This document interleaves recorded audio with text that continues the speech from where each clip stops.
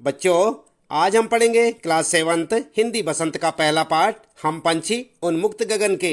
हम आपको बताएंगे बच्चों इस कविता का सारांश और साथ ही साथ पाठ से संबंधित प्रश्नों के उत्तर भी। तो आप भी हो जाएं तैयार और पढ़ें हमारे साथ हम पंछी उन्मुक्त गगन के। तो आइए सबसे पहले जान लेते हैं कविता पाठ का सारांश। आप भी साथ साथ पढ़ें। कवि शिव मंगल सुमन ने हम पंछी उन्मुक्त गगन के कविता में पक्षियों के जरिए स्वतंत्रता के महत्व का वर्णन किया है। कविता में पक्षी कहते हैं कि हम खुले आसमान में घूमने वाले प्राणी हैं। हमें पिंजरे में बंद कर देने पर हम अपने सुरीले गीत नहीं गा पाएंगे। हमें सोने के पिंजरे में भी मत रखना, क्योंकि हमारे पंख पिंजरे से टकराकर टूट जाएंगे और हमारा जीवन खराब हो जाएगा। हम स्वतंत्र होकर नदी झरनों का जल पीते हैं। पिंजरे में हम भला क्या खा पी पाएंगे। हमें गुलामी में सोने के कटोरे में मिले मैदे से ज्यादा स्वतंत्र होकर कड़वी निबोरी खाना पसंद है। आगे कविता में पंछी कहते हैं कि सोने के जंजीरों में बंद कर तो हम अपनी गति और उड़ान सब भूल जाएंगे। पेड़ों की ऊंची टहनियों पर झूला झूलना मात्र एक सपना बन जाएगा। हम आकाश में उड़कर इसकी हदों तक पहुंचना चाहते हैं। हमें आकाश में ही जीना मरना है। अंत में पक्षी कहते हैं कि तुम चाहे हमारे घोंसले और आश्रय उजाड़ दो, मगर हमसे उड़ने की आजादी मत छीनो। यही तो हमारा जीवन है। ठीक है बच्चों, तो ये था यहाँ पर हम पंछी उन्मुक्त गगन के कविता का सारांश। उम्मीद है कि आपको अच्छे से समझ आया होगा। आप चाहें तो इसे अपनी नोटबुक में नोट कर सकते हैं और याद भी करें।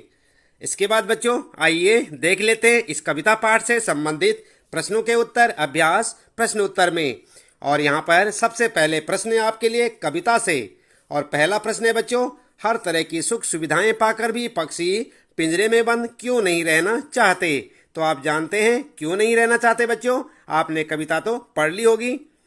उत्तर में आप लिख सकते हैं, उत्तर लिखेंगे, पक्षियों के पास पिंजरे के अंदर वे सारी सुख सुविधाएं हैं जो एक सुखी जीवन के लिए आवश्यक होती हैं, लेकिन वह परतंत्र हैं। हर तरह की सुख सुविधाएं पाकर भी पक्षी पिंजरे में बंद नहीं रहना चाहते, क्योंकि उन्हें बंधन नहीं अपितु स्वतंत्रता पसंद है। वे खुले आकाश में ऊंची उड़ान भरना, नदी झरनों का बहता जल पीना, कड़वी निबोरियां खाना ही पसंद करते हैं।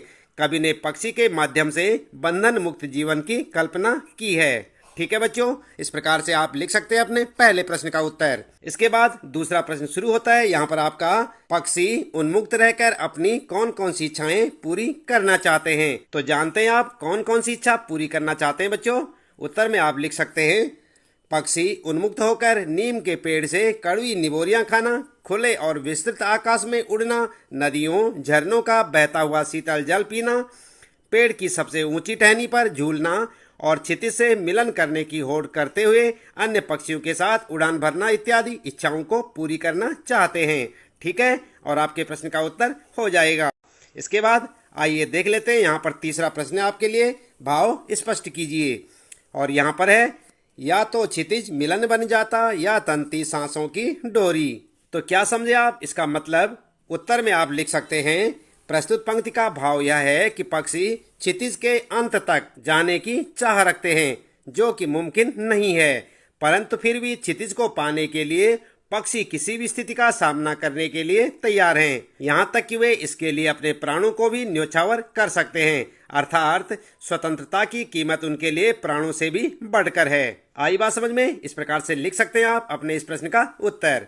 इसके बाद बच्चों आगे प्रश्न आपके लिए कविता से आगे। और यहाँ पर पहला प्रश्न है, बहुत से लोग पक्षी पालते हैं। और प्रश्न है, पक्षियों को पालना उचित है अथवा नहीं? अपना विचार लिखिए। तो क्या समझते हैं आप बच्चों, पक्षियों को पालना चाहिए या नहीं? आप अपने विचार यहाँ पर लिख सकते हैं। और चाहे तो आप ऐसे लिखें, उत्तर में लिखें, मेरे अनुसार पक्षियों को पालना बिल्कुल भी उचित नहीं है, क्योंकि ईश्वर ने उन्हें उड़ने के लिए पंख दिए हैं, इसलिए उन्हें बंधन में रखना सर्वथा अनुचित है। अपनी इच्छाओं से ऊंची दूरी तक उड़ान भरना, पेड़ों पर घोंसले बनाकर रहना, नदी झरनों का जल पीना, फल फूल खाना ही उनकी स्वाभाविक प्रवृत्ति है। आप किसी को भी कितना ही सुखी रखने का प्रयास करें, परंतु उसके स्वाभाविक परिवेश से अलग करना अनुचित ही माना जाएगा। आजादी अनमोल है, सैकड़ों स्वर्णिम मुद्राएं देकर भी उसे खरीदा नहीं जा सकता, है ना बच्चों। ठीक इसी प्रकार से आप अपने प्रश्न का उत्तर लिख सकते हैं। इसके बाद ख है यहाँ पर आपके लिए क्या आपने या आपकी जानकारी में किसी ने कभी कोई पक्षी पाला? उसकी देखरेख किस प्रकार की जाती होगी? लिखिए। तो क्या लिखेंगे उत्तर में? उत्तर में आप लिख सकते हैं बच्चों, एक बार एक घायल कबूतर हमारे घर आ गया, जिसकी हमने देखभाल की और उसके ठीक होने के बाद वह हमारे साथ ही रहने लगा। सब घर वालों के लिए वह कौतूहल का विषय बन गया था। हम सब घर वाले एक नन्हे बच्चे की तरह उसकी देखभाल करते थे। उसे रोज नहलाया जाता, उसके खाने पीने का बराबर ख्याल रखा जाता, लेकिन हमने उसे पिंजरे में नहीं रखा, बल्कि वह अपनी इच्छानुसार पूरे घर में उड़ता फिरता था। इस प्रकार से हम अपने पक्षी का पूरा ख्याल रखते थे। सही है ना बच्चों? तो अगर आपने भी किसी को पक्षी पालते हुए देखा है और वह कैसे उसकी देखभाल करता है, चाहे तो आप यहाँ पर अपने उत्तर में लिख सकते हैं। इसके बाद बच्चों अगला प्रश्न है यहाँ पर दूसरा, पक्षियों को पिंजरे में बंद करने से केवल उनकी आज़ादी का हनन ही नहीं होता, अपितु पर्यावरण भी प्रभावित होता है। इस विषय पर 10 पंक्तियों में अपने विचार लिखिए। तो यहाँ पर भी आपको अपने हिसाब से उत्तर देना होगा बच्चों। चाहे तो आप ऐसे लिख सकते हैं, पक्षियों को पिंजरों में बंद करने से सबसे बड़ी समस्या पर्यावरण में आहार श्रृंखला असंतुलित हो जाएगी। जैसे घास को छोटे कीट खाते हैं तो उन कीटों को पक्षी, यदि पक्षी ना रहे तो इन कीटों की संख्या में वृद्धि हो जाएगी, जो हमारी फसलों के लिए उचित नहीं है। इस कारण पर्यावरण असंतुलित हो जाएगा।